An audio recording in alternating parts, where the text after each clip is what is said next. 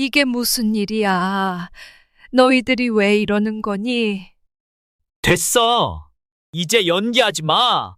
우리 애들이 매일 밤 악몽에 시달리잖아. 그게 무슨... 내가 손주들한테 그럴 리가... 난 그저... 아, 진짜 징글맞게. 빨리 짐이나 싸. 안 돼. 이러지 마. 엄마가 너희를 얼마나... 당장 나와. 안 그러면 경찰 부를 거야. 미쳤나 봐. 진짜. 이게 다 돈 때문이구나. 돈? 웃기지 마. 엄마가 우리 애들을 정신병자로 만들어 놓고. 저거 봐. 저렇게 돈 얘기부터 꺼내는 거 보면 진짜 미쳤나 봐. 이럴 순 없어. 내가 너희를 어떻게 키웠는데. 기사님, 어서 모시고 가주세요. 더는 못 보겠네요. 안 돼. 이러지 마. 내가 잘못했어. 제발. 끌고 가세요. 더는 말 듣지 마세요. 아, 빨리 좀 해주세요. 진짜 보기 싫어 죽겠어. 왜 어머니는 자식들에게 잘못했다고 하고 자식들은 어머니를 어디로 끌고 가는 걸까요? 어머니가 손주들에게 어떻게 했길래 저렇게 자식들이 화나가서 어머니에게 저런 폭언을 퍼붓는지 사연 들어보겠습니다. 안녕하세요. 저는 서울 강남구에 사는 68세 강명자입니다. 젊은 시절에는 남편과 함께 작은 가게를 운영하며 바쁜 나날을 보냈습니다. 그때는 돈을 버는 것이 가장 큰 행복이라 믿으며 열심히 일했죠. 그러던 중 남편의 노력으로 큰 건물을 마련했고 안정된 노후를 꿈꾸며 살아왔습니다. 하지만 남편이 세상을 떠나고 남겨진 재산이 오히려 가족 간의 불화를 부르리라고는 상상도 못했습니다. 지금은 자식들이 제 재산을 두고 벌이는 다툼과 억측들로 인해 몸과 마음이 모두 지쳐버렸습니다. 심지어 제 건강과 정신 상태까지 의심받으며 고통받는 날들이 계속되고 있습니다. 오늘 제 이야기를 통해 누군가 비슷한 아픔을 겪고 있다면 작은 위로나 교훈이 되었으면 좋겠습니다. 구독과 좋아요, 그리고 따뜻한 댓글은 저에게 큰 힘이 됩니다. 저는 평생을 가족을 위해 헌신하며 살아왔습니다. 남편과는 젊은 시절부터 함께 어려운 환경 속에서도 서로 의지하며 많은 것을 이루었습니다. 남편은 강직한 사람이었지만 항상 가족을 우선으로 생각하며 제게 든든한 버팀목이 되어주었습니다. 작은 가게를 함께 시작하면서 손님 한 명 한 명의 마음을 얻기 위해 애쓰던 기억이 납니다. 그 노력 덕분에 어느새 가게가 번창했고 남편은 조금 더 큰 꿈을 꾸기 시작했습니다. 남편의 제안으로 가게 수익을 모아 강남의 작은 건물을 구입했을 때만 해도 그 건물이 저희 삶을 얼마나 바꿀지 몰랐습니다. 시간이 지나면서 주변 개발이 이루어졌고 건물 가치는 천문학적으로 뛰었습니다. 남편은 이를 기반으로 우리 가족이 안정적인 노후를 보낼 수 있다고 늘 자부심을 가졌습니다. 새 아이를 키우면서도 항상 남편과 함께 열심히 일했습니다. 큰아들은 모범생으로 늘 성실했고 작은 아들은 조금 엉뚱하지만 밝은 성격으로 우리를 웃게 해주었습니다. 막내딸은 애교가 많아 집안의 분위기 메이커였죠. 저는 아이들이 좋은 교육을 받을 수 있도록 모든 것을 희생하며 지원했지만 부족했던 부분도 많았던 것 같습니다. 행복한 시간은 오래 가지 않았습니다. 남편이 몇 년 전 갑작스럽게 세상을 떠나면서 모든 책임이 제게 넘어왔습니다. 평생 돈 관리는 남편이 해왔기에 큰 재산을 혼자 관리해야 한다는 부담감에 밤잠을 설쳤습니다. 남편 장례를 치르고 돌아온 첫날, 빈 집안을 둘러보며 허전한 마음이 더욱 커졌습니다. 40년 동안 함께 살았던 남편의 흔적이 집 곳곳에 남아 있었습니다. 식탁에 놓인 남편의 물컵, 현관 앞 구두, TV 리모컨까지 모든 것이 남편을 떠올리게 했습니다. 매일 아침 일어나면 남편이 평생 일군 재산을 어떻게 지켜내야 할지 고민했습니다. 돈 관리는 항상 남편의 몫이었기에 큰 금액 앞에서 두려움이 밀려왔습니다. 은행에 가서 통장을 정리하고 세금 문제를 상담하면서 남편의 빈자리가 더욱 크게 느껴졌습니다. 남편은 늘 돈은 가족을 지키는 방패라고 말했습니다. 하지만 지금의 저는 이 큰 방패를 혼자 들기에는 너무 무거웠습니다. 밤마다 남편의 사진을 보며 눈물이 흘렀습니다. 든든한 버팀목이었던 남편이 갑자기 떠나버린 현실이 아직도 믿기지 않았습니다. 남편이 떠나고 한 달이 지났을 무렵 평소와 다름없이 아침 식사 준비를 하고 있는데 큰아들이 찾아왔습니다. 반가운 마음에 아들이 좋아하는 된장찌개를 끓이고 밑반찬도 새로 준비했습니다. 식탁에 앉아 밥을 먹던 큰아들의 표정이 무거웠습니다. 어머니, 제가 부탁드릴 게 있어서 왔어요. 부동산 개발 사업에 10억을 투자하면 3개월 안에 2배의 수익을 낼 수 있다고 했습니다. 아들의 눈빛은 간절했고 저는 마음이 아팠습니다. 아버지가 돌아가신 지 한 달도 안 됐는데 벌써 돈 이야기를 꺼내는 아들이 서운했기 때문입니다. 어머님, 이번이 진짜 마지막 기회예요. 꼭 성공해서 돈 갚을게요. 제 마음도 흔들렸습니다. 돈을 빌려주면 아들과의 관계가 틀어질까 두려웠지만 돈을 안 빌려주면 아들의 마음이 상할까 걱정됐습니다. 남편이 살아있을 때 늘 하던 말이 기억났습니다. 돈 빌려주고 자식 잃기 싫으면 처음부터 빌려주지 마라. 큰아들의 부탁을 조심스럽게 거절하자 아들의 얼굴이 붉어졌습니다. 밥숟가락을 식탁에 던지듯 내려놓고 자리에서 벌떡 일어났습니다. 어머니도 저를 못 믿으시는군요. 아버지 재산인데 제가 써도 되잖아요. 현관문을 세게 닫고 나가는 아들을 바라보며 눈물이 흘렀습니다. 태어나서 처음으로 아들이 저에게 소리를 질렀습니다. 어릴 적 항상 웃으며 엄마 사랑해요 라고 말하던 아들의 모습은 이제 찾아볼 수 없었습니다. 그날 이후로 큰아들은 제 전화를 받지 않았습니다. 일주일에 한 번씩 하던 통화도 끊겼고 손주들 얼굴도 보기 힘들어졌습니다. 명절이 다가왔지만 큰아들네는 찾아오지 않았습니다. 큰 며느리는 시장에서 만난 친구들에게 시어머니가 아들의 사업을 망쳤다고 험담을 했다는 소식도 들려왔습니다. 친구들은 제가 잘했다고, 돈 때문에 자식들과 관계가 틀어진 집안이 한둘이 아니라고 위로했습니다. 하지만 밤마다 자식 걱정에 잠을 이루지 못했습니다. 큰아들 결혼식 때 찍은 가족 사진을 보며 옛날처럼 다 같이 모여 밥 먹던 시간이 그리웠습니다. 돈 문제로 아들과 멀어진 지 한 달이 지났을 때였습니다. 큰 며느리가 갑자기 저를 요양원에 모시겠다고 했습니다. 치매 초기 증상이 의심된다며 전문의 상담을 받아보자고 했습니다. 어머님, 요즘 많이 힘드시죠? 병원에서 검사 한번 받아보시는 게 어떠세요? 저는 아무런 문제가 없었습니다. 매일 아침 산책도 하고 장보기도 하고 친구들과 모임도 나갔습니다. 은행에서 통장 정리도 척척 해냈고 요리도 잘했습니다. 하지만 큰 며느리는 제가 겉으로만 멀쩡한 척한다고 했습니다. 큰 며느리는 동네 이웃들에게도 저의 건강 상태를 걱정하는 척하며 수군거렸습니다. 시장에 가면 사람들의 시선이 따가웠습니다.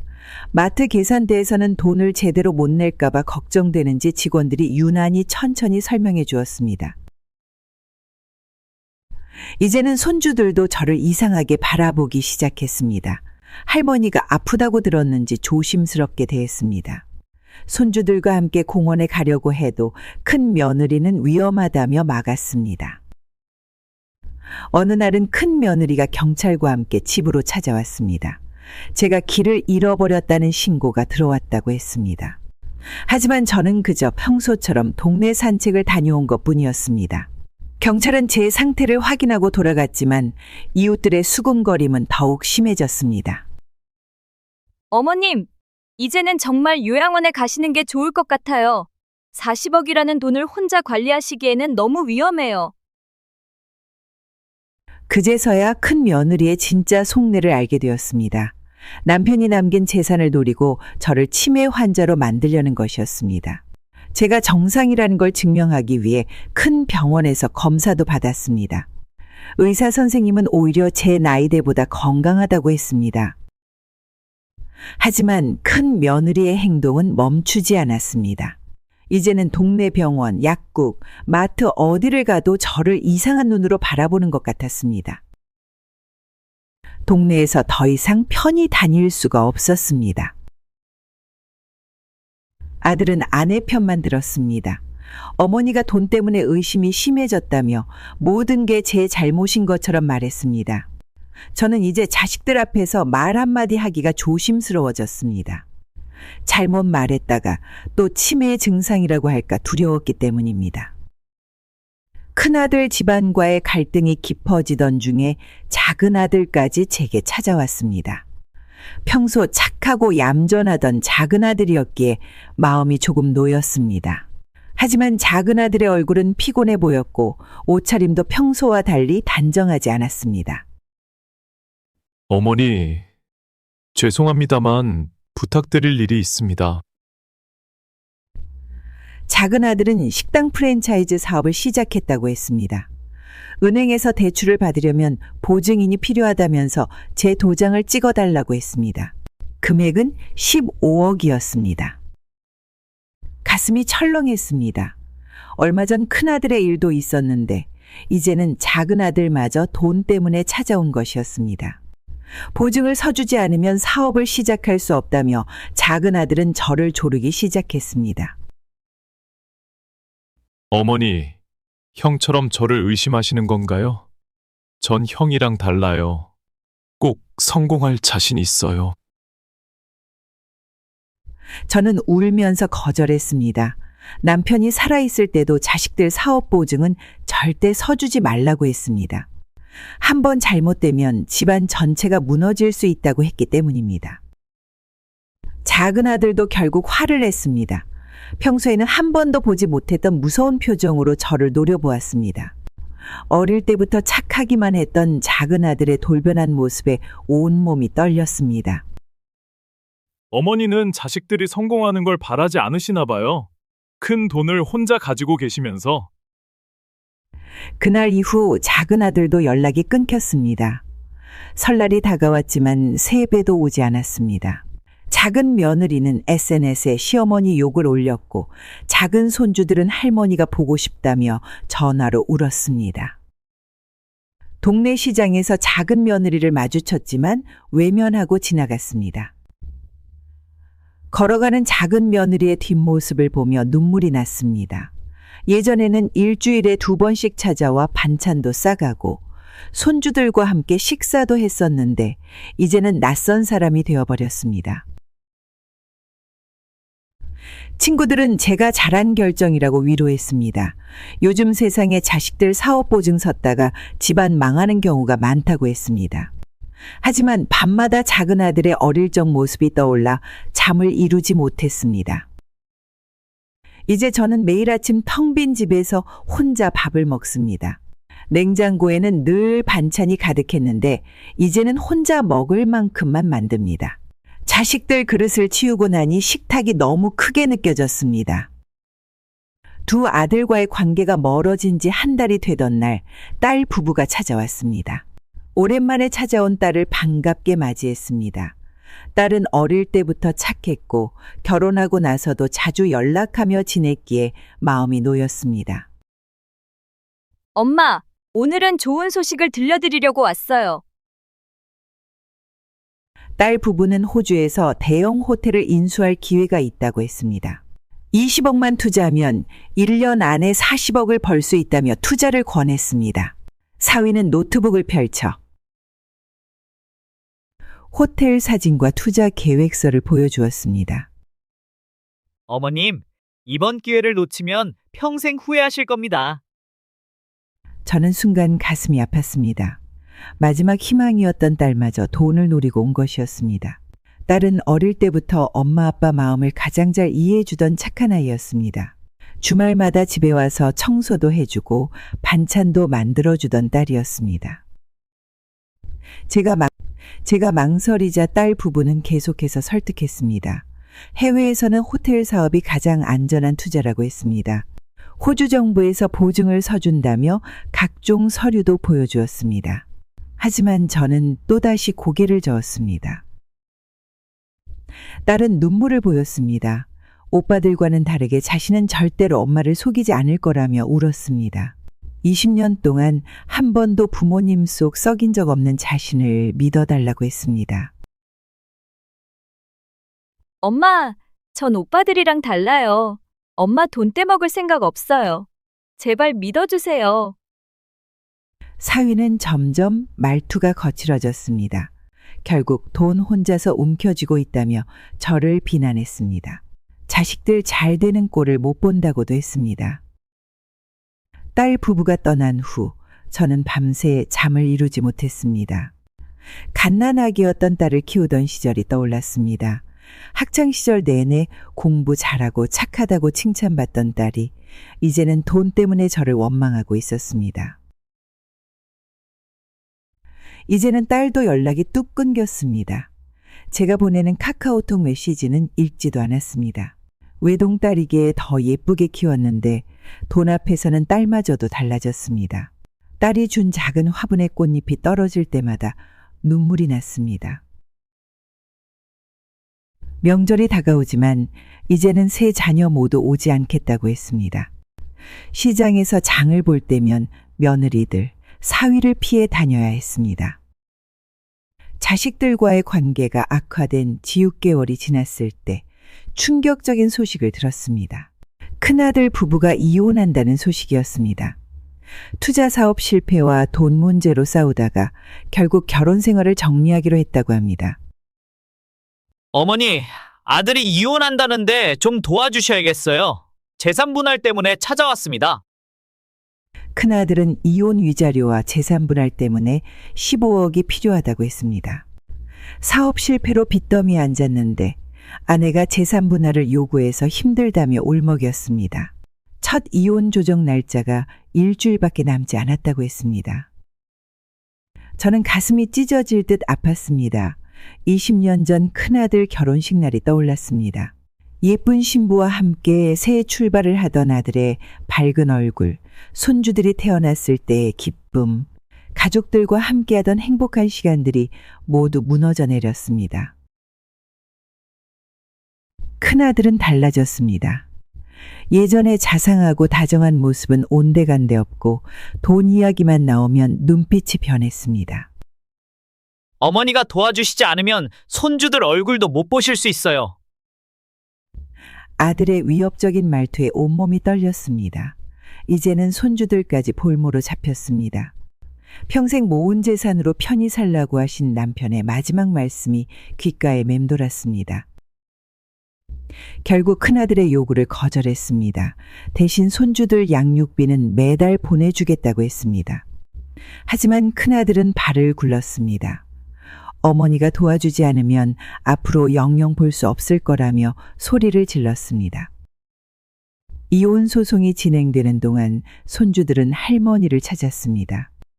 전화로 울면서 할머니가 보고 싶다고 했습니다. 하지만 큰아들은 절대로 만나지 못하게 했습니다. 명절에도 손주들의 빈자리가 마음을 아프게 했습니다. 법원에서 이혼 조정이 시작되었다는 소식을 들었습니다. 큰 며느리는 혼자 키우는 손주들 앞길이 걱정된다며 양육비를 요구했습니다. 큰아들은 돈이 없다며 버텼습니다. 결국 재판까지 가게 되었다고 합니다. 밤마다 손주들 사진을 보며 울었습니다. 이제 초등학교에 입학할 큰 손주, 아직 유치원생인 작은 손주, 두 아이의 웃는 모습이 보고 싶어 가슴이 저려왔습니다. 큰아들의 이혼 소송이 진행되던 어느 날 경찰이 집으로 찾아왔습니다. 작은 며느리가 저를 노인학대로 신고했다고 했습니다. 저는 아무것도 모르는 상태에서 경찰과 함께 조사실로 가야 했습니다. 어머님이 저희 아이들 앞에서 소리를 지르시고 물건도 던지셨어요. 정신적 학대를 너무 심하게 하셔서 아이들이 트라우마를 겪고 있어요. 경찰서에서 들은 작은 며느리의 말에 눈앞이 캄캄했습니다.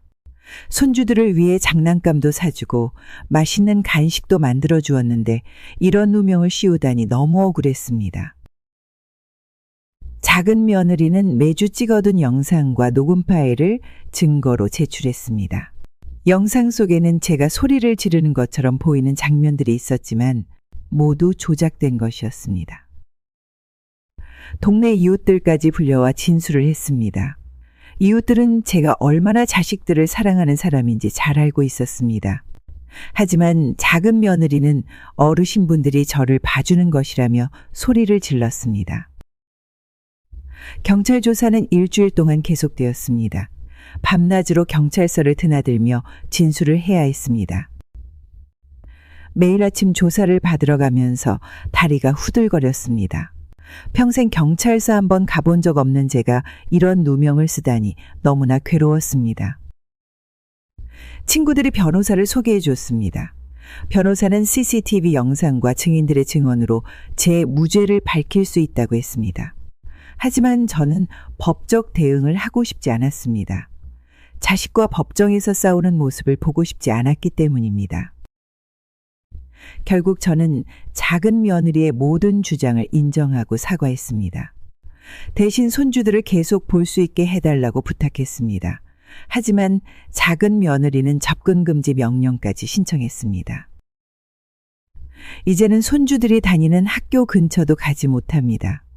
길에서 우연히 마주치면 안 된다고 해서 매일 아침 산책하던 길도 바꿔야 했습니다. 손주들 생일에 선물을 보내도 모두 돌려보냈습니다. 자식들은 이제 저를 범죄자 취급했고 이웃들의 시선도 달라졌습니다. 돈 때문에 가족이 무너지고 제 명예까지 잃어버렸습니다. 작은 며느리의 학대 신고로 마음이 힘들어하던 중에 더 큰 시련이 찾아왔습니다. 어느 날 아침 자식들이 저를 강제로 요양원에 보내려 했습니다. 세 자식이 모두 현관 앞에 나타났고 뒤에는 구급차가 대기하고 있었습니다. 어머니, 이제는 혼자 계시기 힘드실 것 같아서요. 좋은 요양원을 알아봤어. 엄마, 저희가 다 알아봤어요. 거기가 서울에서 제일 좋은 요양원이래요. 저는 아무 말도 할 수 없었습니다. 혼자서도 잘 살고 있는데 갑자기 찾아와 이런 일을 당하니 눈물만 흘렀습니다. 매일 아침 산책도 하고 장도 보고 친구들도 만나는데 자식들은 제가 불편하다며 요양원에 가야 한다고 했습니다. 작은 아들이 제 팔을 잡아 끌었습니다. 저는 현관문을 붙잡고 버텼습니다. 자식들에게 이런 대우를 받는다는 게 너무 서러웠습니다. 이웃들이 소리를 듣고 나왔습니다. 이웃들이 경찰에 신고했고 경찰이 출동했습니다. 자식들은 제가 치매 초기라며 요양원에 모셔야 한다고 주장했습니다. 하지만 경찰은 제 의사를 물어보았고 저는 단호하게 거절했습니다. 큰 며느리는 제가 혼자 관리하기 힘들 거라며 요양원에 가면 편할 거라고 말했습니다. 사위는 자식들이 돌아가면서 면회도 오고 용돈도 드리겠다고 했습니다. 저는 무서웠습니다. 요양원에 들어가면 제 재산을 모두 빼앗길 것 같았습니다. 남편이 평생 일해서 모은 돈을 자식들에게 이렇게 빼앗기고 싶지 않았습니다. 결국 경찰이 자식들을 돌려보냈습니다. 하지만 이제 밤마다 자식들이 다시 찾아올까봐 잠을 이루지 못했습니다. 현관문을 3중으로 잠그고 창문도 모두 잠갔습니다. 친구들이 저를 걱정했습니다. 법적 조치를 취하라고 조언했지만 저는 할 수 없었습니다.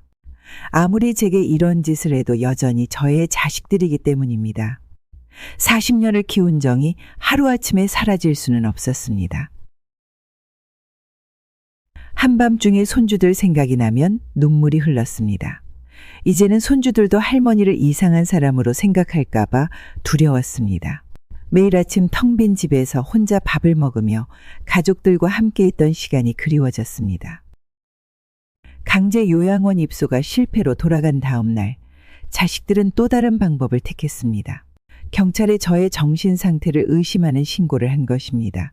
경찰은 자식들의 신고로 저를 정신감정병원으로 데려갔습니다. 어머님이 돈을 숨기고 다니시면서 자꾸 잃어버렸다고 하세요. 치매가 의심됩니다. 시어머님이 밤마다 집 주변을 돌아다니시면서 이상한 행동을 하세요. 병원 복도는 차가웠습니다. 하얀 가운을 입은 의사 선생님들이 저를 이리저리 살펴봤습니다. 평생 한 번도 정신과 검사를 받아본 적이 없는데 자식들 때문에 이런 수모를 당하니 가슴 한켠이 아팠습니다. 의사 선생님들은 여러 가지 검사를 했습니다. 시계도 그리고 숫자도 세고 제 이름도 쓰고 지금이 몇 년 몇 월인지도 물어봤습니다. 저는 모든 질문에 또박또박 대답했습니다. 할머님은 정신 상태가 매우 정상입니다. 오히려 같은 연세의 다른 분들보다 더 건강하세요. 검사 결과는 멀쩡했습니다. 하지만 자식들은 납득하지 못했습니다. 의사를 따로 만나 이야기하려 했고 다른 병원으로 가자고도 했습니다. 자식들의 모습이 낯설었습니다. 예전에는 이렇게 매정한 모습을 본 적이 없었기 때문입니다. 경찰도 더 이상 자식들의 말을 듣지 않았습니다. 오히려 자식들을 꾸짖었습니다. 노모를 이렇게 괴롭히면 안 된다고 했습니다. 하지만 자식들의 눈빛은 여전히 차가웠습니다. 집으로 돌아오는 길에 눈물이 멈추지 않았습니다. 내가 키운 자식들이 나를 미친 사람 취급하다니 가슴이 찢어지는 것 같았습니다. 그동안 고생하며 키운 정이 이렇게 허망하게 무너질 줄은 몰랐습니다. 이제는 약국에 가도 마트에 가도 사람들의 시선이 따갑습니다. 동네 사람들은 저를 정신병자 취급했습니다. 살아온 동네에서 더는 편히 걸어 다닐 수가 없었습니다. 매일 밤 잠들기 전에 남편 사진을 봅니다. 남편이 살아있었다면 이런 일은 없었을 텐데 하는 생각에 눈물이 흘렀습니다. 친구들은 자식들을 고소하라고 했습니다. 하지만 저는 할 수 없었습니다. 아무리 절 힘들게 해도 제가 낳고 키운 자식들이기 때문입니다. 자식들을 미워하고 싶어도 미워할 수가 없었습니다. 법원에서 출석 요구서가 날아왔을 때 저의 심장이 멎는 듯 했습니다. 자식들이 제가 재산 관리를 혼자서는 못할 것 같다며 후견인 신청을 했다는 내용이었습니다. 흰 봉투를 뜯는 손이 떨렸습니다. 평생 법원은 결혼 신고할 때 빼고는 가본 적이 없었는데 이제는 자식들과 재판정에서 만나야 한다니 눈앞이 캄캄했습니다. 변호사를 선임하는 일부터 쉽지 않았습니다. 평생 법적 분쟁 한 번 없이 살아온 제가 이제는 자식들과 재판을 해야 한다는 현실이 받아들이기 힘들었기 때문입니다. 다행히 동네 친구의 소개로 좋은 변호사님을 만났습니다. 어머니는 이제 나이가 많으셔서 큰 재산을 혼자 관리하시기 힘드실 겁니다. 저희가 도와드리게 해주세요. 법정에서 자식들은 저를 보지도 않았습니다. 판사님 앞에서 제가 얼마나 정신이 없는지 돈 관리를 못하는지 이야기했습니다. 매달 통장 정리도 하고 세금 신고도 꼬박꼬박 하는데 자식들은 제가 아무것도 못하는 사람이라고 말했습니다.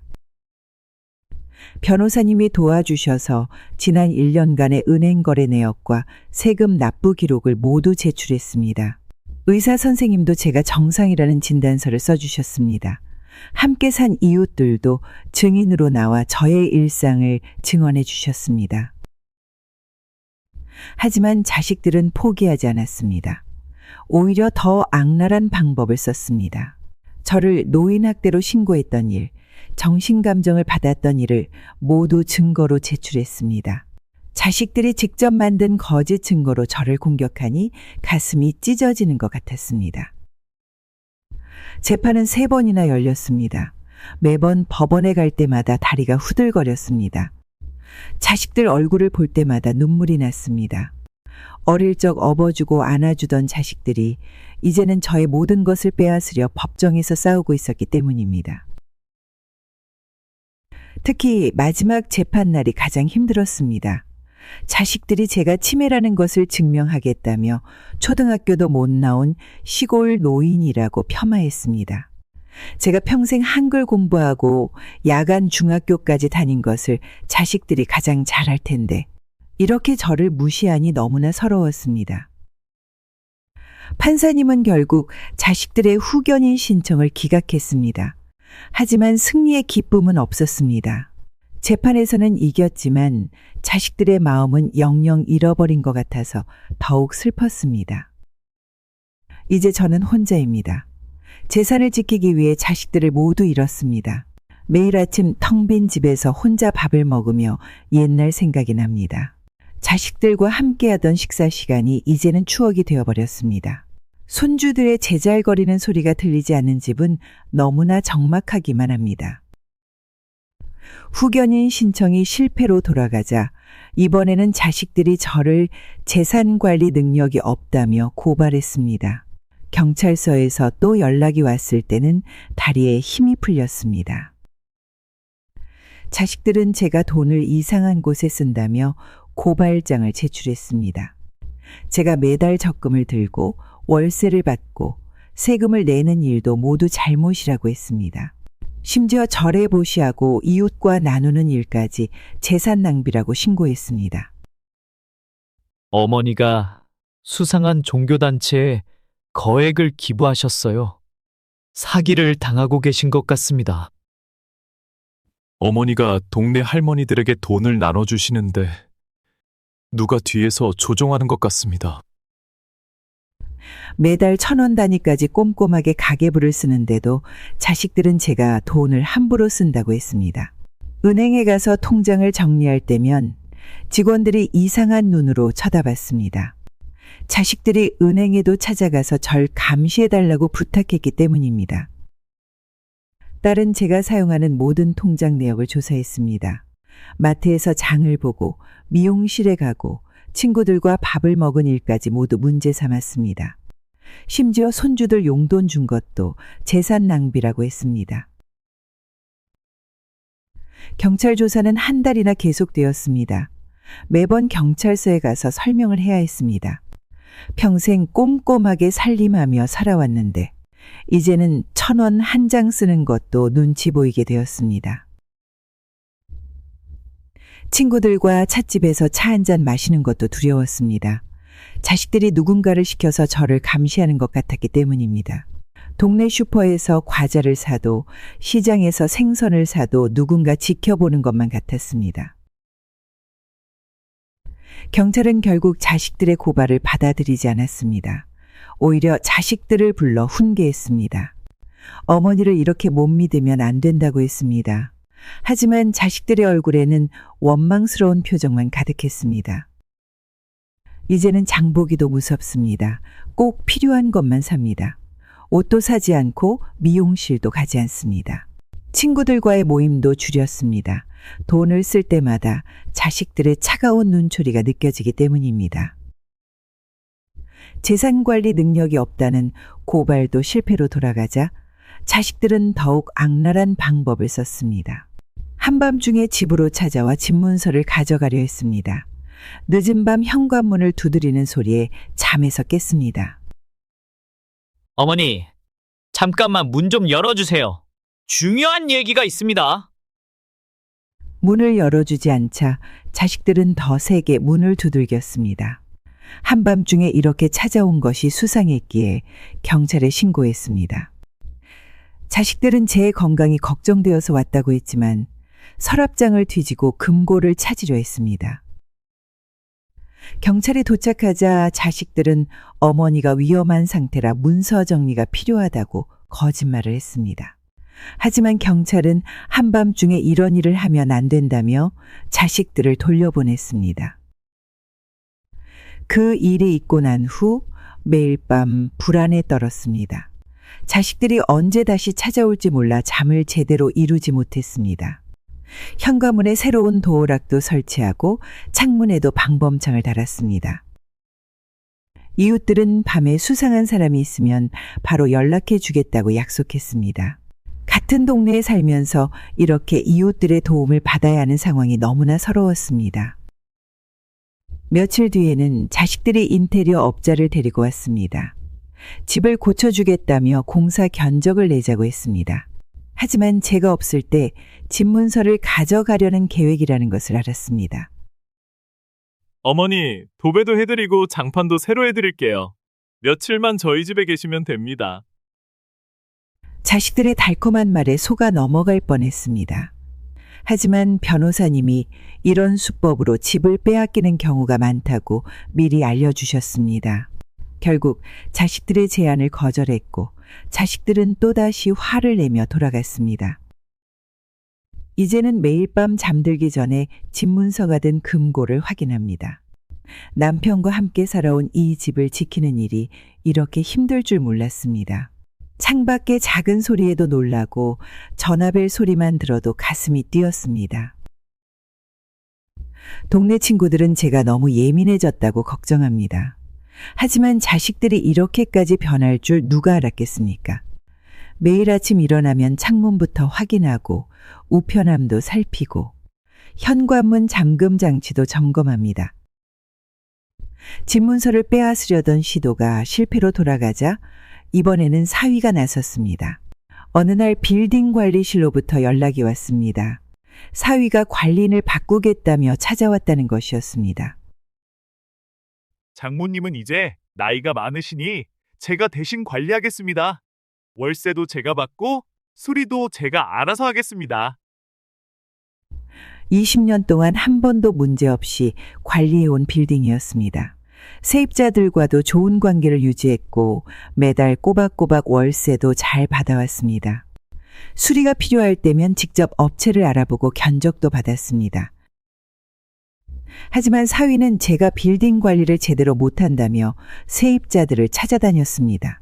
오래된 건물이라 위험하다고 겁을 주기도 하고 월세가 너무 비싸다며 불평을 부추기기도 했습니다. 세입자들은 혼란스러워했습니다. 20년 동안 한 번도 월세를 올리지 않았고 수리도 바로바로 해줬는데 갑자기 이런 일이 생기니 당황스러웠을 것입니다. 몇몇 세입자들은 저를 찾아와 무슨 일이냐고 물었습니다. 사위는 세입자들에게 이제부터 월세를 자신의 통장으로 보내라고 했습니다. 심지어 제 이름으로 된 관리비 통장도 가로채려 했습니다. 은행에 가서 통장 비밀번호를 바꾸려고도 했습니다. 빌딩 관리실 직원들도 혼란스러워했습니다. 누구 말을 들어야 할지 모르겠다며 저에게 물어왔습니다. 20년 동안 함께 일해온 직원들인데 이런 상황이 되어 마음이 아팠습니다. 법적 대응을 해야 했습니다. 변호사를 통해 사위에게 내용 증명을 보냈습니다. 빌딩 관리 권한이 저에게 있다는 것을 명확히 했습니다. 하지만 사위는 포기하지 않았습니다. 이제는 매일 아침 빌딩에 가서 상황을 점검해야 했습니다. 혹시 사위가 다시 나타날까 봐 걱정되었기 때문입니다. 세입자들에게도 일일이 연락해서 상황을 설명했습니다. 20년 동안 한 번도 이런 일이 없었는데 이제는 내 사위가 빌딩을 빼앗으려 한다고 설명하는 것이 너무나 부끄러웠습니다. 세입자들은 저를 믿어준다고 했지만 마음 한켠이 아팠습니다. 혹시나 사위가 다른 수를 쓸까 봐 관리실 CCTV도 새로 설치했습니다. 관리실 직원들에게도 특별 수당을 주며 더욱 꼼꼼히 관리해달라고 부탁했습니다. 이런 상황이 된 것이 너무나 서글펐습니다. 재산 문제로 자식들과 갈등이 깊어지면서 가장 큰 상처는 손주들을 만나지 못하게 된 것입니다. 자식들은 제가 손주들에게 나쁜 영향을 준다며 모든 만남을 차단했습니다. 매주 토요일이면 손주들이 찾아왔었습니다. 맛있는 음식을 해주고 같이 놀이터도 가고 책도 읽어주던 시간들이 이제는 추억이 되어버렸습니다. 손주들의 장난감과 동화책이 그대로 놓여있는 방을 볼 때면 눈물이 흘렀습니다. 할머니, 이제 못 만나게 됐대요. 엄마가 할머니 아프시대요. 전화로나마 목소리를 들려주던 손주들의 연락마저 끊겼습니다.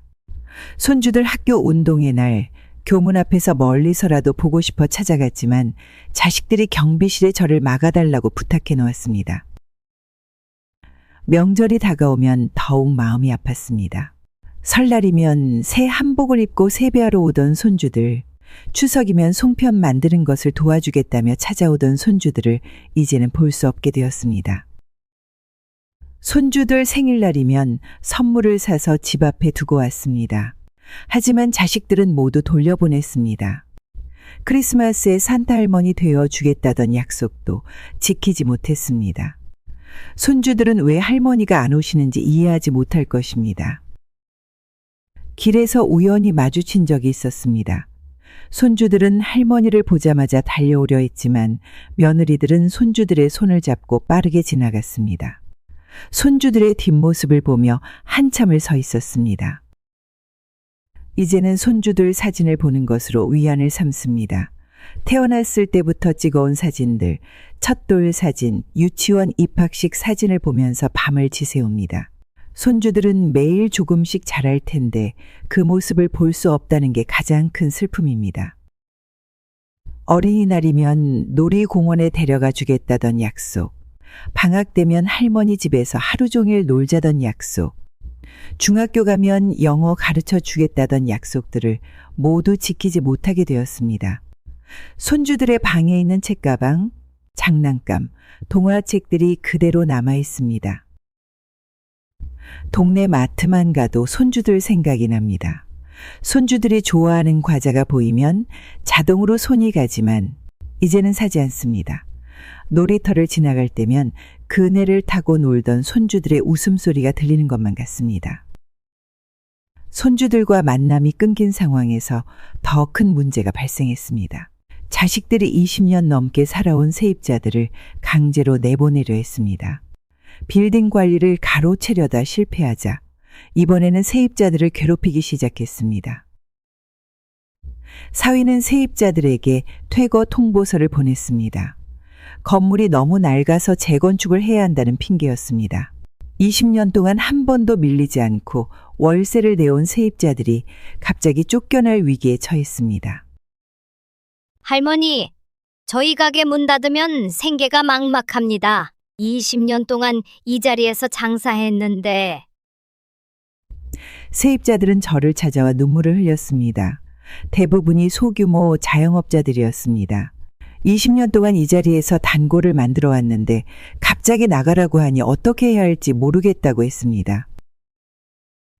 자식들은 세입자들을 협박하기 시작했습니다. 빨리 나가지 않으면 전기와 수도를 끊겠다고 했습니다.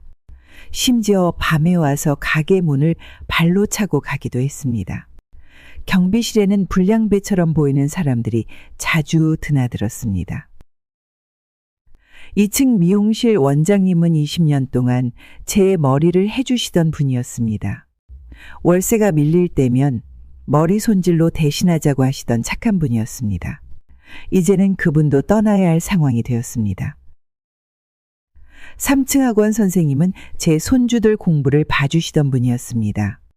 방과 후에 손주들을 돌봐주시고 간식도 챙겨주시던 분이었습니다. 학원을 옮기면 학생들이 다 떠날까 걱정이라며 밤잠을 설치신다고 했습니다. 결국 변호사를 선임해서 자식들의 불법 행위를 막아야 했습니다. 세입자 보호법을 근거로 강제 퇴거가 불법이라는 것을 입증했습니다. 경찰에도 신고해서 불법 용역 출입을 막았습니다. 하지만 세입자들의 마음은 이미 상처를 받았습니다. 밤에 잠을 못 이루고 불안에 떨며 가게를 지키는 모습을 볼 때면 가슴이 찢어질 듯 했습니다. 20년 동안 한 가족처럼 지내온 세입자들인데 제 자식들 때문에 이런 고통을 겪어야 한다는 사실이 너무나 부끄러웠습니다. 매일 아침 빌딩에 가서 세입자들을 만납니다. 죄송하다는 말씀밖에 드릴 말이 없어 고개를 들 수가 없습니다. 세입자들은 오히려 저를 위로해 주십니다. 자식들 때문에 속상하시겠다며 할머니 편이라고 말씀해 주십니다.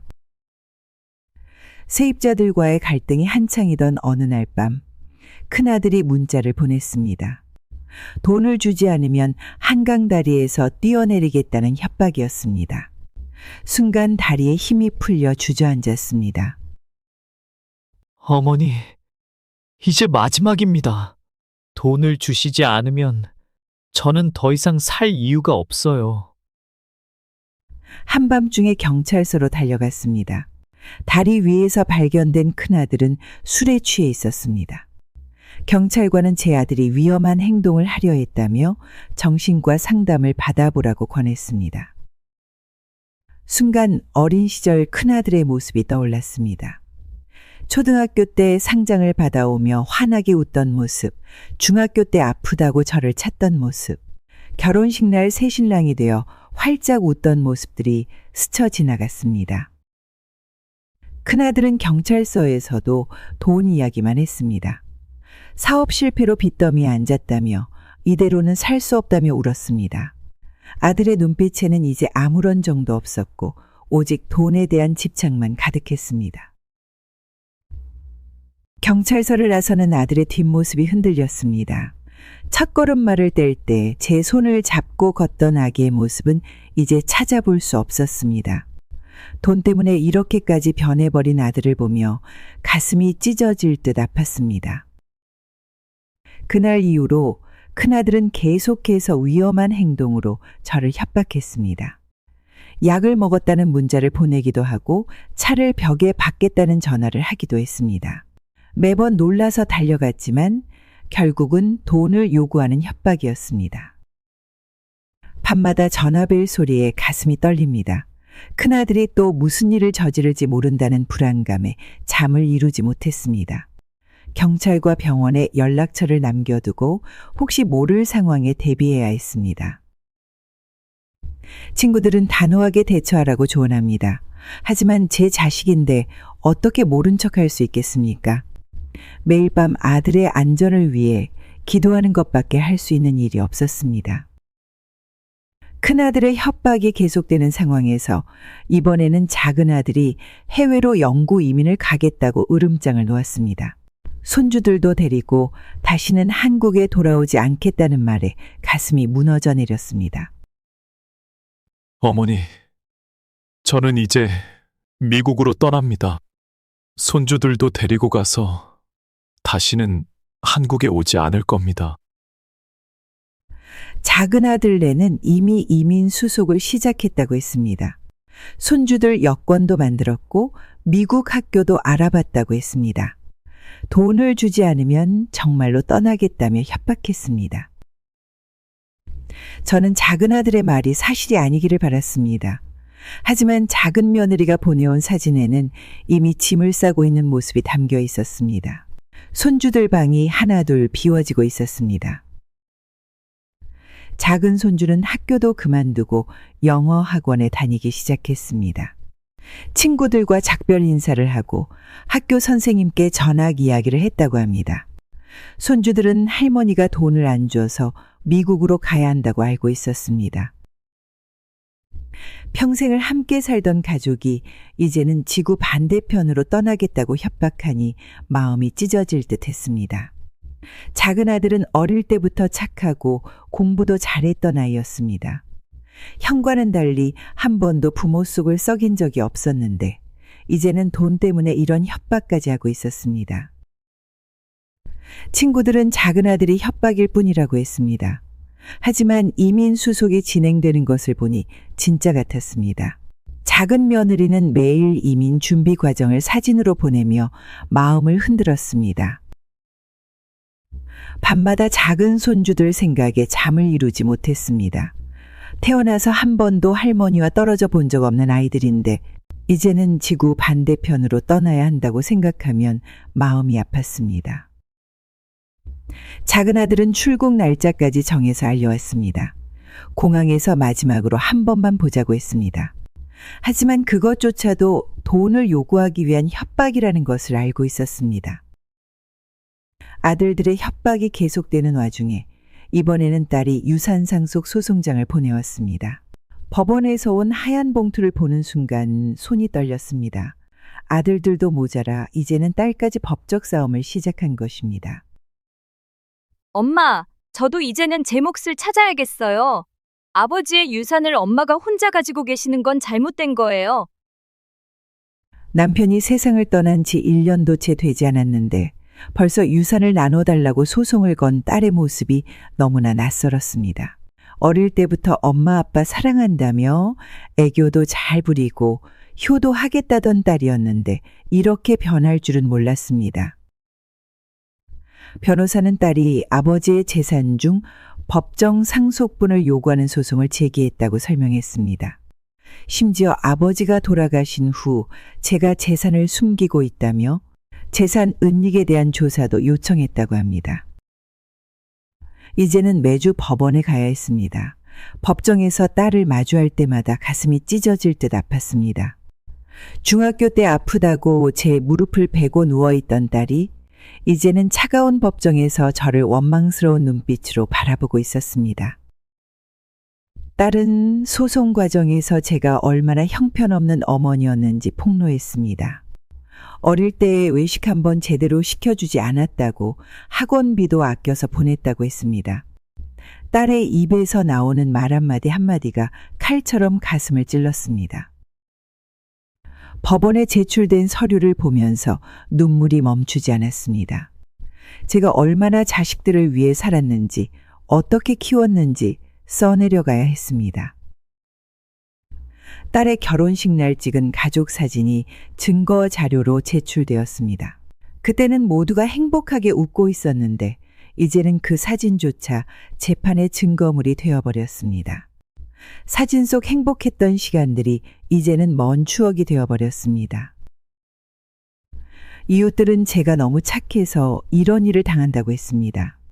하지만 자식들을 키우면서 한 번도 저 자신만을 위해 산 적이 없었기에 지금도 자식들을 미워할 수가 없었습니다. 매일 밤 딸의 어린 시절 앨범을 보며 눈물만 흘렸습니다. 딸의 유산상속 소송이 진행되는 동안 자식들은 더 악랄한 방법을 썼습니다. 어느 날 아파트 경비실에서 연락이 왔습니다. 낯선 사람들이 CCTV 녹화기를 조작하려 했다는 것이었습니다. 할머니, 아드님들이 보낸 사람들이 왔었습니다. CCTV를 보여달라고 하더니 녹화기를 만지려고 했어요.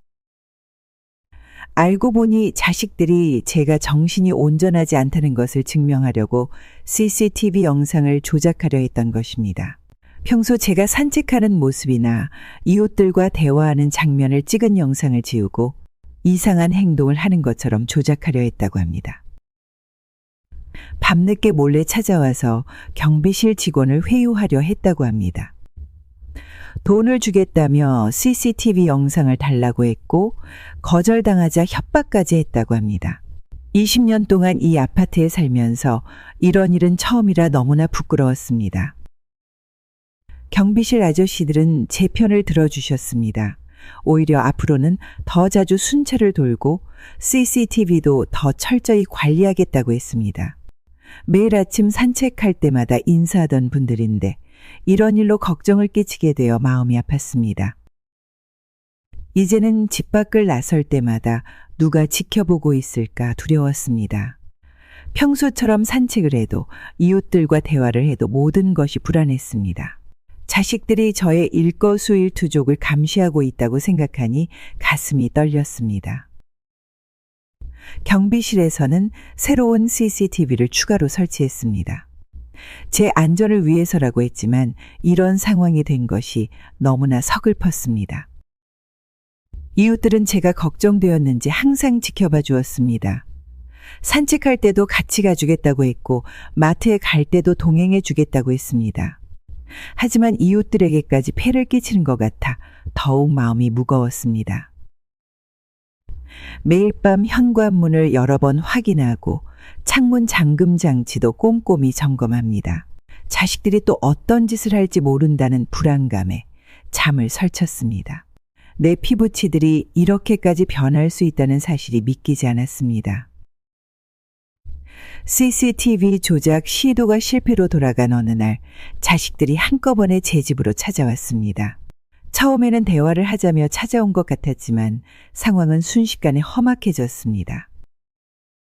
어머니, 오늘은 이것 좀 해결하고 가야겠습니다. 집안이 순식간에 아수라장이 되었습니다. 큰아들이 서랍장을 뒤지기 시작했고 작은 아들은 제 방으로 들어갔습니다. 말리려는 제 팔을 세게 밀치는 바람에 넘어질 뻔했습니다. 딸은 금고 비밀번호를 달라며 소리를 질렀습니다. 사위는 거실 벽에 걸린 남편 사진을 떼려고 했습니다.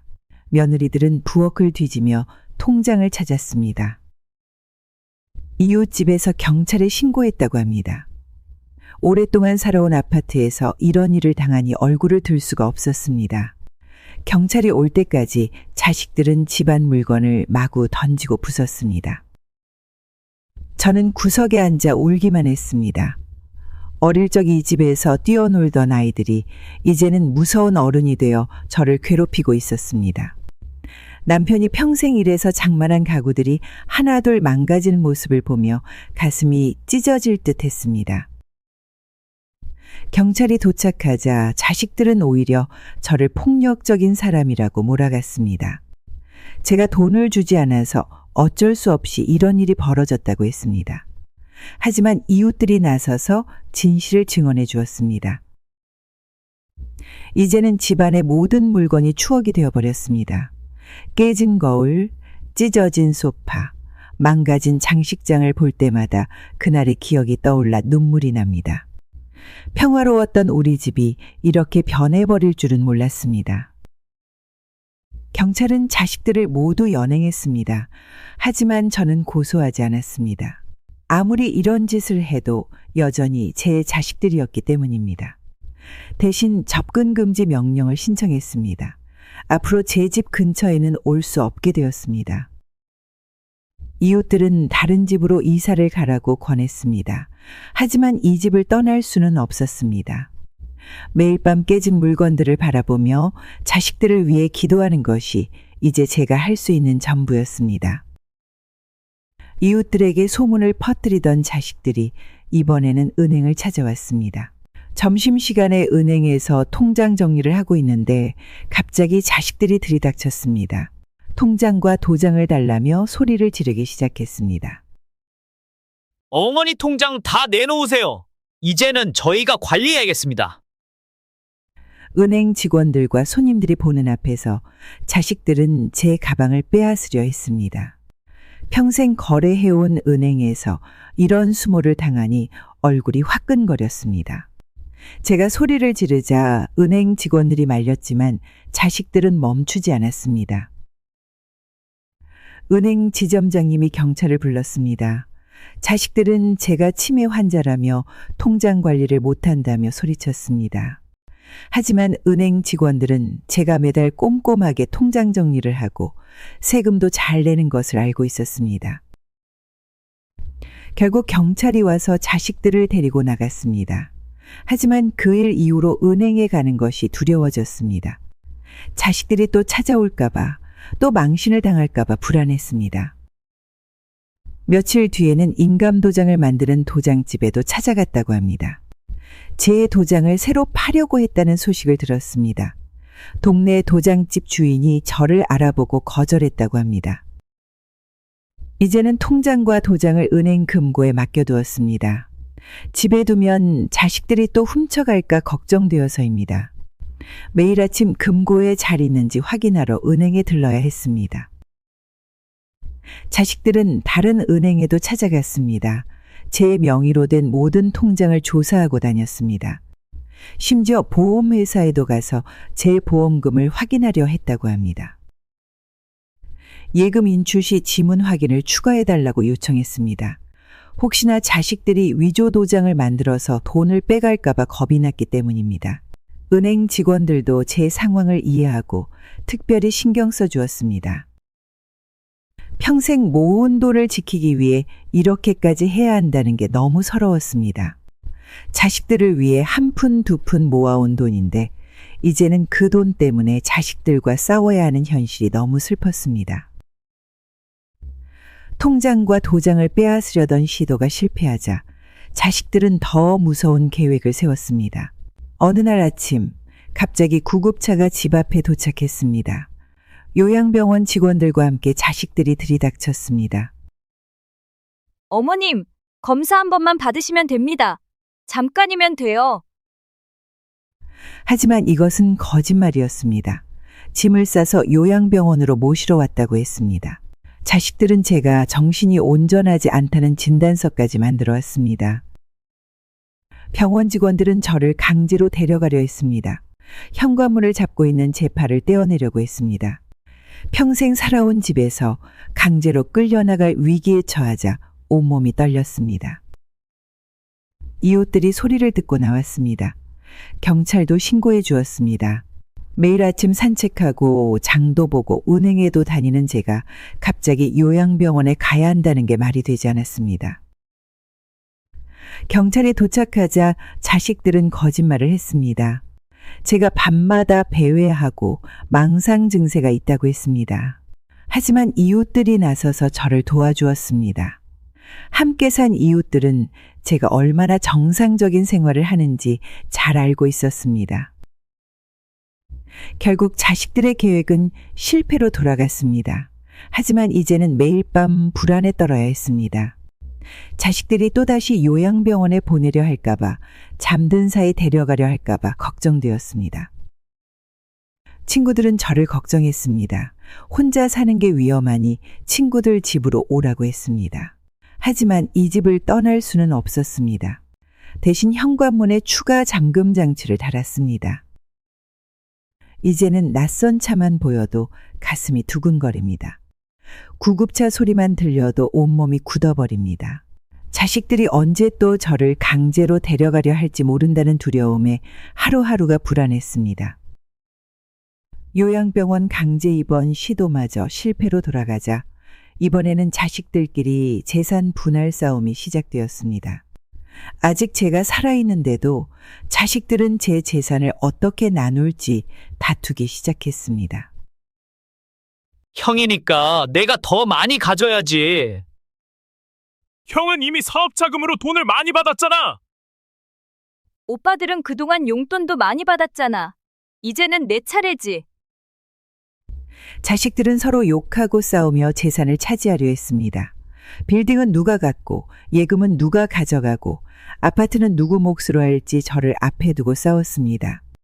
살아생전에 이런 모습을 보게 될 줄은 몰랐습니다. 형제간의 싸움은 점점 격해졌습니다. 큰아들은 작은아들이 어릴 때부터 부모 속을 썩였다며 욕했고 작은아들은 큰아들이 사업한다고 돈만 까먹었다고 소리쳤습니다. 딸은 오빠들이 재산을 다 써버릴 거라며 울었습니다. 며느리들끼리도 싸움이 붙었습니다.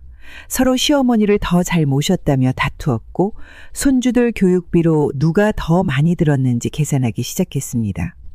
사위까지 가세해서 장인 어른의 재산을 두고 다투는 모습이 너무나 부끄러웠습니다. 어릴 적 운동회 때 한 숟가락에 달걀을 나눠 먹던 자식들이 이제는 제 재산을 두고 이렇게 싸우는 모습을 보니 가슴이 찢어질 듯 아팠습니다. 예전 배고픈 시절에도 서로 양보하며 살던 아이들은 이제 어디로 갔는지 모르겠습니다. 결국 자식들은 변호사를 사서 서로를 고소하기 시작했습니다. 법원에 가서 재산분할 소송을 내고 서로의 비리를 폭로하겠다고 위협했습니다. 자식들이 서로 욕하고 싸우는 모습을 보며 밤마다 눈물만 흘렸습니다. 명절이면 둘러앉아 웃으며 이야기 나누던 식구들이 이제는 재산 때문에 서로를 원수처럼 대했습니다. 손주들까지 어른들의 싸움에 휘말려 서로 말도 하지 않게 되었습니다. 한 가족이 이렇게 무너지는 모습이 너무나 가슴 아팠습니다. 자식들끼리 재산 분할 싸움이 한창일 때 더 놀라운 사실이 밝혀졌습니다. 큰아들과 작은아들이 제 통장에서 돈을 빼내 해외로 도망갈 계획을 세우고 있었던 것입니다. 은행 직원이 저에게 연락을 했습니다. 자식들이 은행에 와서 제 통장의 해외 송금 한도를 확인했다고 합니다. 캐나다와 호주로 이민 갈 계획을 세우고 있었다는 사실도 알게 되었습니다. 어차피 이 돈 다 어머니 돈인데 먼저 가져가는 사람이 임자 아닙니까? 자식들은 이미 해외 부동산까지 알아보고 있었습니다. 저의 재산을 빼돌려 해외에서 호화로운 생활을 하려고 했던 것입니다. 심지어 위조 도장까지 만들어 놓았다고 합니다. 은행에서는 제 통장에 특별 보안 조치를 취해 주었습니다. 해외 송금을 할 때는 반드시 저의 직접 방문과 지문 확인이 필요하도록 만들었습니다.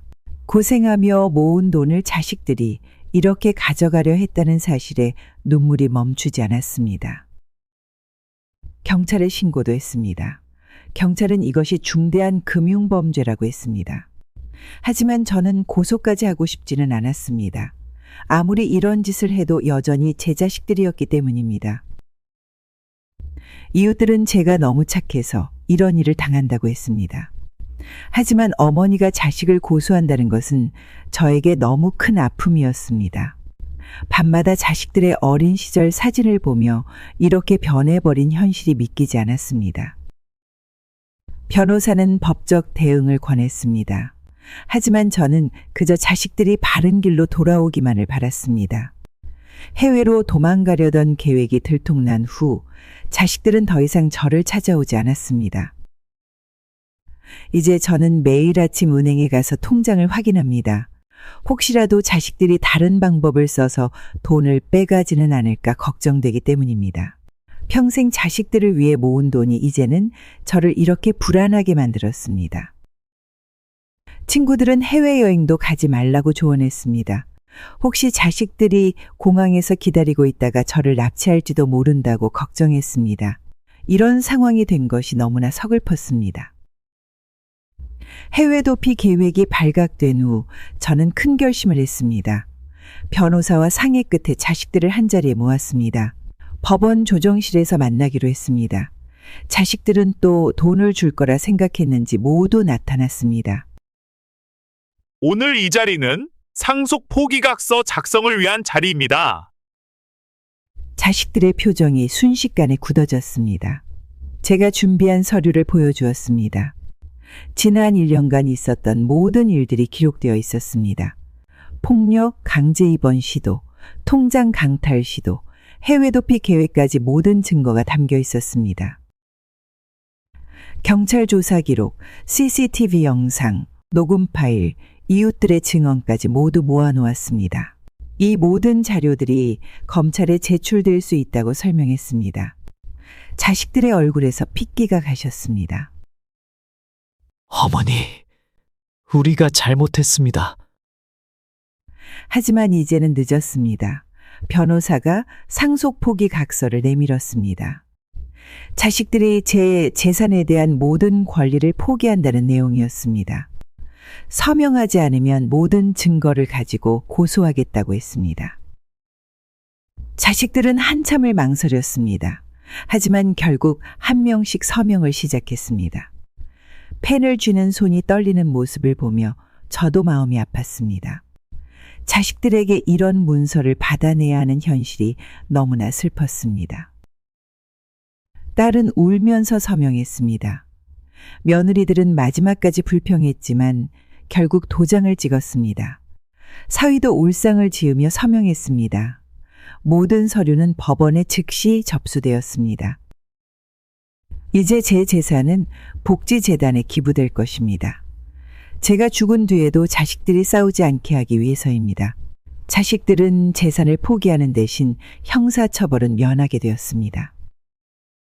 변호사 사무실을 나서는 자식들의 뒷모습을 보며 눈물이 흘렀습니다. 어릴 적 업어주고 안아주던 아이들이 이제는 낯선 사람이 되어 멀어져 갔습니다. 돈 때문에 가족이 이렇게 깨어질 줄은 몰랐습니다.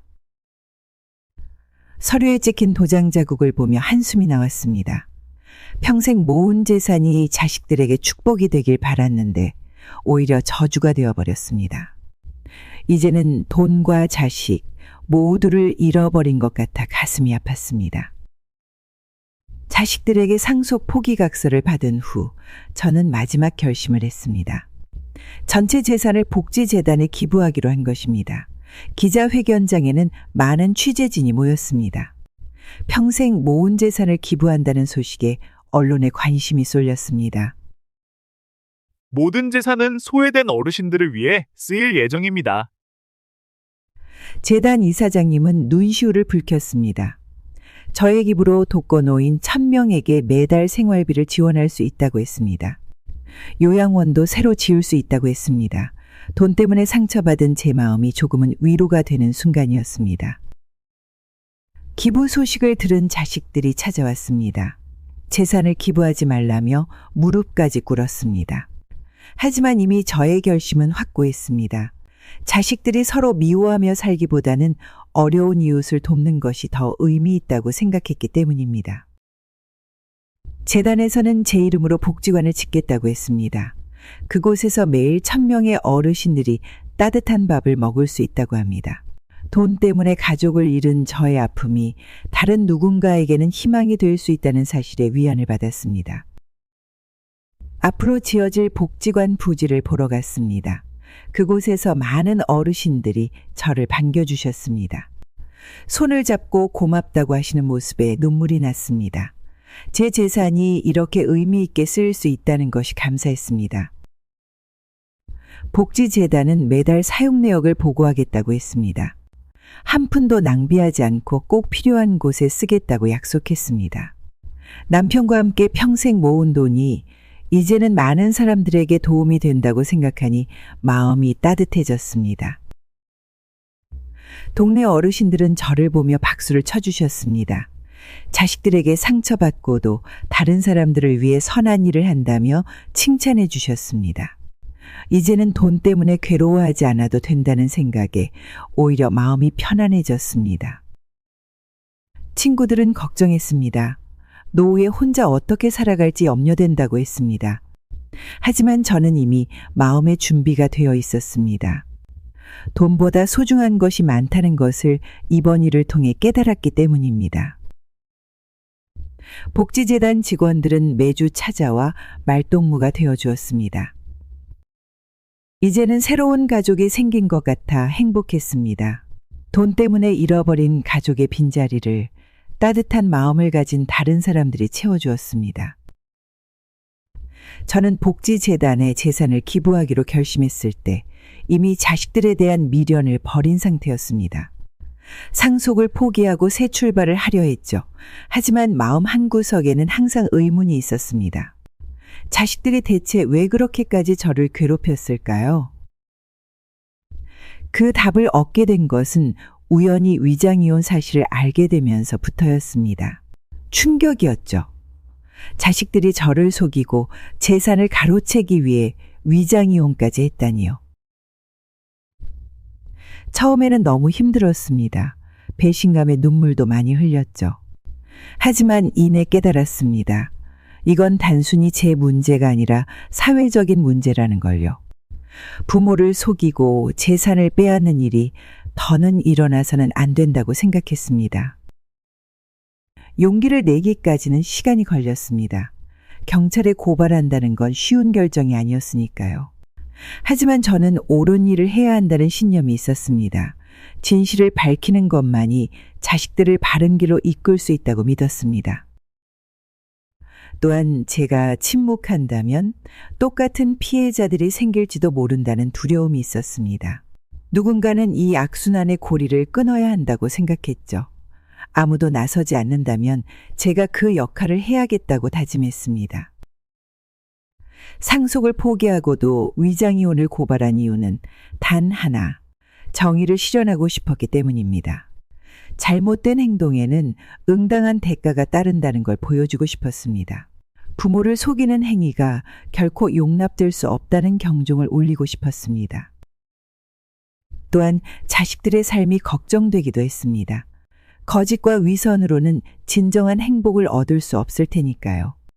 저는 엄마로서 자식들이 바른 삶을 살기를 바랐습니다. 설령 뼈아픈 교훈이 따르더라도 말이죠. 그래서 저는 두려움을 이겨내고 경찰에 증거를 제출했습니다. 눈물로 얼룩진 며칠을 보내고 나니 홀가분해지더군요. 오랜 시간 저를 짓눌렀던 한이 풀리면서 마음이 평안해졌습니다. 위장이혼을 밝힘으로써 저는 마침내 자유를 얻었습니다. 가족에 대한 미련, 돈에 대한 집착에서 벗어나게 된 것이죠. 제 삶의 주인공은 자식도 재산도 아닌 오직 저 자신이라는 사실을 깨달았습니다. 앞으로의 인생은 오직 저만을 위해 살려고 합니다. 자식들에게 얽매이지 않고 후회 없이 마음껏 행복을 찾아갈 생각입니다. 이제는 저에게 주어진 자유와 기회를 만끽할 때니까요. 저의 선택이 세상에 작은 울림이 되기를 바랍니다. 돈과 욕심, 배신으로 얼룩진 세상에 경종을 울리는 계기가 되었으면 좋겠습니다. 그리고 무엇보다 진실과 정의가 늘 승리한다는 교훈을 전하고 싶습니다. 여러분, 제 이야기를 끝까지 들어주셔서 감사합니다. 혹시 주변에 저와 비슷한 상황에 처한 분들이 계신가요? 자식들의 배신으로 마음에 깊은 상처를 받으셨다면 제 말씀이 조금이나마 위로가 되었으면 좋겠습니다. 저처럼 용기 내어 진실을 밝히고 정의를 실현하길 바랍니다. 그것만이 우리 사회를 조금 더 바르고 건강하게 만드는 길이라고 믿습니다. 여러분의 소중한 경험과 생각도 댓글로 남겨주세요. 서로 공감하고 위로하며 힘이 되어 줍시다. 우리가 함께 노력한다면 세상은 분명 더 나은 곳으로 변할 수 있을 거예요. 마지막으로 이 영상이 마음에 드셨다면 구독과 좋아요도 부탁드립니다. 여러분의 격려가 제게는 큰 힘이 된답니다. 앞으로도 더 많은 분들에게 제 이야기를 들려드릴 수 있도록 노력하겠습니다. 여러분 모두 행복하시고 건강하세요. 감사합니다.